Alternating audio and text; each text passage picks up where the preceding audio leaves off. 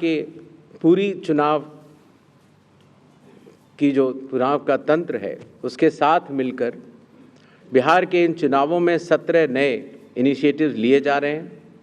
जो कि बिहार से शुरू होकर पूरे देश में लागू होंगे। चुनाव आयोग ने इसके ऊपर एक एक इनिशिएटिव के ऊपर काफ़ी चर्चा और इनकी प्रायोगिकता को देखते हुए ये कदम उठाया है और एक ऐतिहासिक कदम इसको माना जाएगा। ट्रेनिंग, पहली बार जो चुनाव आयोग का ट्रेनिंग इंस्टीट्यूट है, India international institute for democracy and election management, वहाँ पर बिहार के सभी बूथ लेवल एजेंट्स जो जिला स्तर के थे, बूथ लेवल एजेंट 1, उनकी ट्रेनिंग का आयोजन किया गया। इसी तरह से अब जहाँ जहाँ चुनाव होंगे वहाँ वहाँ बूथ लेवल एजेंट्स 1 की भी ट्रेनिंग IIIDM द्वारिका में की जाएगी। जो बूथ लेवल ऑफिसर्स होते थे, पहले उनकी ट्रेनिंग या तो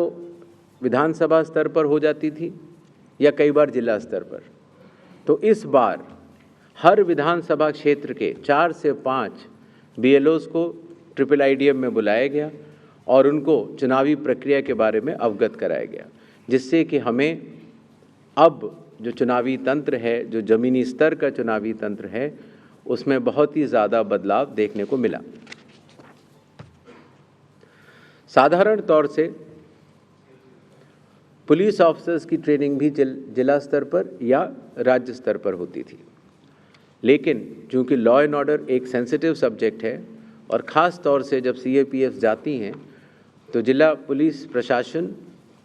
और CAPF का समन्वय भी बहुत आवश्यक होता है। इसके लिए पहली बार पुलिस ऑफिसर्स की भी IIIDM में ट्रेनिंग की व्यवस्था की गई।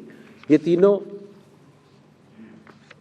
लॉजिस्टिक्स के हिसाब से और ट्रेनिंग के हिसाब से बहुत बड़े कदम रहे। मतदाता सूची,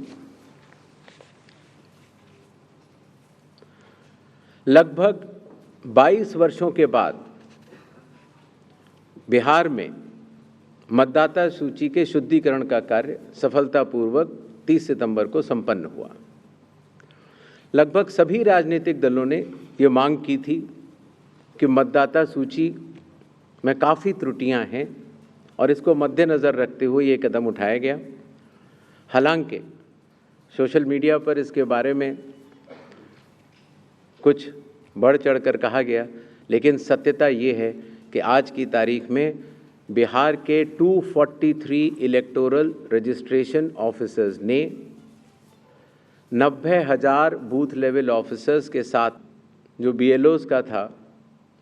और जो बाकी अधिकारियों का था, उसको भी कई वर्षों के बाद बढ़ाया गया और ख़ास तौर से EROs और AEROs का ऑनरेरियम तो पहली बार दिया गया।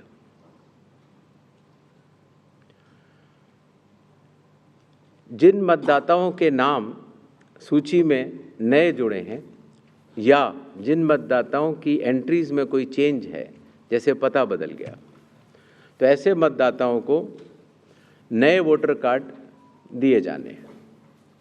चूँकि पहले कई दिनों तक या कई बार महीने लग जाते थे वोटर कार्ड मिलने में, इसीलिए चुनाव आयोग ने सभी एजेंसियों के साथ मिलकर ये SOP बनाया कि किस तरीके से 15 दिन के भीतर मतदाताओं के हाथ में इलेक्टर फोटो आइडेंटिटी कार्ड, जिसको सामान्यतः वोटर कार्ड कहा जाता है, वो उनके हाथ में आए। इसी तरीके से जो हमारे बूथ लेवल ऑफिसर्स हैं, जब वो मतदाताओं के घर घर जाते हैं तो उनको भी पहचान पत्र पहली बार चुनाव आयोग ने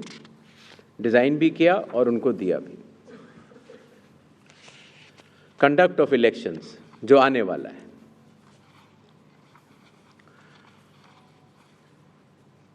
देश की प्रगति को ध्यान में रखते हुए और ख़ास तौर से बिहार की प्रगति को ध्यान में रखते हुए लगभग काफ़ी मतदाताओं के पास मोबाइल होते हैं और उनको इस बात की समस्या रहती थी कि हम मोबाइल लेके अगर घर पर छोड़ के जाते हैं तो दिक्कत होती है और लेके जाते हैं तो हम कहाँ उसको रखें। क्योंकि मोबाइल फ़ोन पोलिंग स्टेशन के अंदर अलाउड नहीं है। इसलिए एक नई व्यवस्था बनाई गई जिससे कि पोलिंग स्टेशन के कमरे के ठीक बाहर कोई भी मतदाता अपना मोबाइल फ़ोन जमा करा सकता है, अंदर जाके अपना वोट डाल सकता है और बाहर आने के बाद अपना मोबाइल लेके घर जा सकता है। हर मतदाता को नॉमिनेशन का प्रोसेस खत्म होने के बाद एक वोटर इन्फॉर्मेशन स्लिप दी जाती है। वोटर इन्फॉर्मेशन स्लिप देने का लक्ष्य सिर्फ ये रहता है कि मतदाता को, क्योंकि कई बार बूथ बदल जाते हैं या कई बार मतदाता नए होते हैं, तो उनको वोटर स्लिप पर, इन्फॉर्मेशन स्लिप पर अपने बूथ का नाम और सारे डिटेल्स मिल जाते हैं। तो वोटर इन्फॉर्मेशन स्लिप पर बहुत ही छोटा चेंज करने के बाद मतदाताओं की सहूलियत बहुत बढ़ गई, क्योंकि उसमें उनका पोलिंग स्टेशन का नंबर, पोलिंग स्टेशन की जगह कोने में बड़े रूप में दिखा दी गई। पहले उनको पूरे में ढूंढना पड़ता था।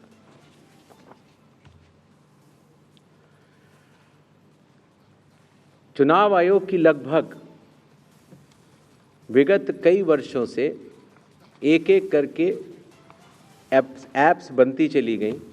और लगभग 40 ऐप्स आज की तारीख में चुनाव आयोग के पास हैं। तो इन सबको एक जगह समन्वित करते हुए, क्योंकि हर मतदाता या हर स्टेक होल्डर हर 40 ऐप को डाउनलोड नहीं कर सकता, तो ECI नेट जैसी मदर ऑफ ऑल ऐप्स का एक लक्ष्य रखा गया और ECI नेट में अब धीरे धीरे करके सारी ऐप्स आ चुकी हैं और इसका प्रोग्रेसिव इम्प्लीमेंटेशन भी वन स्टॉप डिजिटल प्लेटफॉर्म के रूप में बिहार से शुरू होगा। पोलिंग स्टेशन में मैं आपको बता चुका हूं, जिससे कि क्यूज़ लंबी न हो और मतदान के समय में मतदाताओं को सहूलियत भी रहे और ख़ास तौर से मतदान के आखिरी घंटों में ज़्यादा भीड़ न हो, इसके लिए संख्या 1200 निर्धारित की गई। कैंडिडेट्स के बूथ पहले मतदान केंद्र से काफ़ी दूर तक लगाए जाने के निर्देश थे,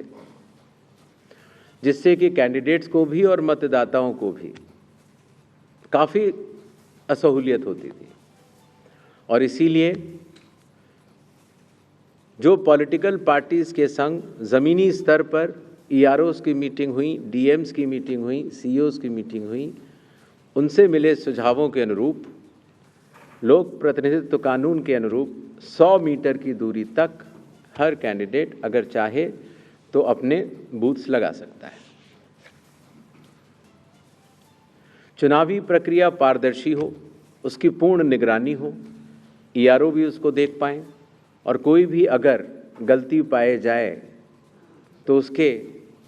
खिलाफ एक्शन भी लिया जा सके। इसके लिए पहले लगभग 50% प्लस पोलिंग स्टेशंस में वेबकास्टिंग होती थी और अब इसको 100% पोलिंग स्टेशंस में लागू कर दिया गया है, जिससे कि निगरानी तंत्र के लिए सुगमता होगी।